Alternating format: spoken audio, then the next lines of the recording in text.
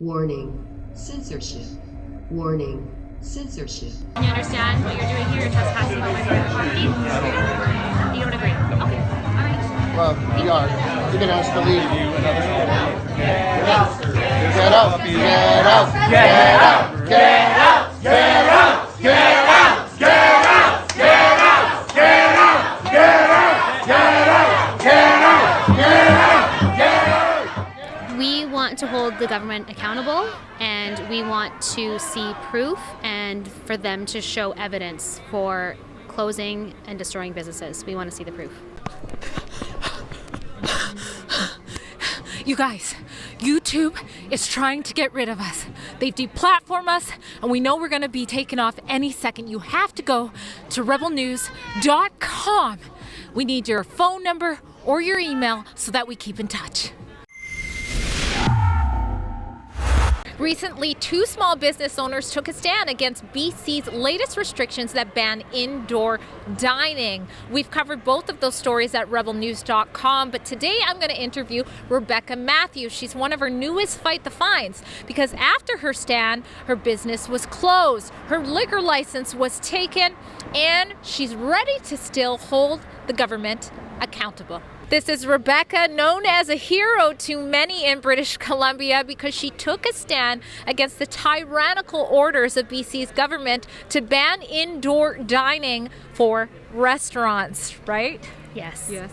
So we've done a report already. You can catch that at rebelnews.com, but we're introducing you as one of our newest Fight the Fines cases. And so we're just letting everybody know where we're at with that. After you took the stand, you were told to shut down. And what else happened? They suspended our business license and our liquor license. So even if we wanted to do takeout, we are prohibited from doing that. And then my understanding is there was some steps that they told you could take to try and open. And yes, we must submit a COVID-19 safety plan, but again, they said that it's not guaranteed we will get our licenses back. wow, and how does that feel? This is a 13-year-old family-run business.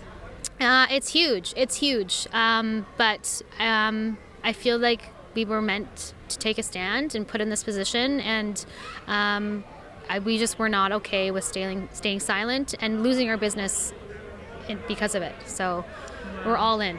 You understand what you're doing here is trespassing on my private property? You don't agree? Okay, all right. Well, we are. You're gonna ask to leave. Get out! Get out! Get out! Get out! Get out! Get out! Get out! Get out! Get out! Get out! Get out! Get out! Get out! Get out! Get out! At Rebel News, we are all in for freedom as well, and we support small and medium businesses, and thank God our supporters do as well. So they have come to help many Canadians like yourself, in fact, over 700, through our Fight the Fines charity at fightthefines.com. So how did it feel when we found a lawyer who's up for the challenge, qualified and ready to fight on your behalf? A huge relief, honestly, because we had no idea what was to come, what to expect. So to have you guys and the incredible donors to make this happen, it's overwhelming. The support, I'm overwhelmed about it, and I'm so thankful. It's just so amazing to have you guys.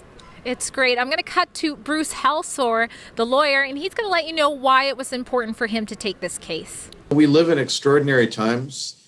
The province of British Columbia, over a year ago now, declared a state of emergency.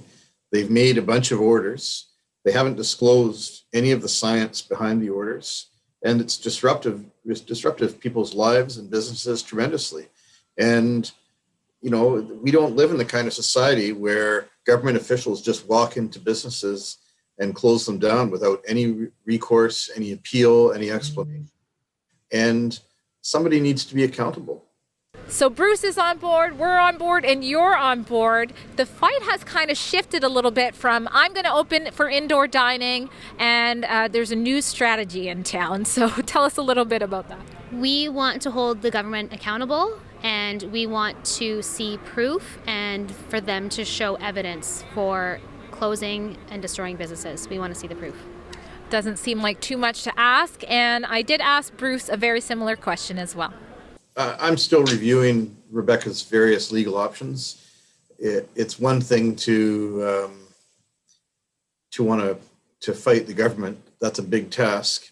It's another thing for Rebecca. She's got to earn a living. She's got to find a way to quickly be allowed to open her restaurant up again and get back to employing her employees and feeding her family. So we have to balance those things, and it's a big burden for one restaurant to try and take on all of government. So I think the best way to deal with this is to do it properly, to take our time, and hopefully other restaurants will join this fight and join her, and we can look at some kind of class action or some kind of action where there's an industry questioning government and not just the odd restaurateur who's brave enough to put their hand up.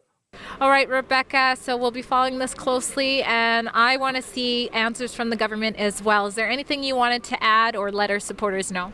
Just a huge thank you. It's an incredible feeling to know that we have the support and that people also want answers and we're not alone in this. So thank you so much.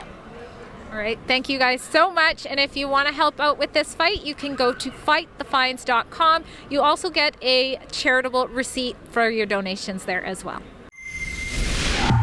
If you appreciate small and medium businesses and you know that it's essential for them to survive, please go to fightthefines.com. We are actually going to help other small businesses in BC, just like Rebecca, to be a part of this challenge, but we can't do that alone. Please donate what you can at fightthefines.com.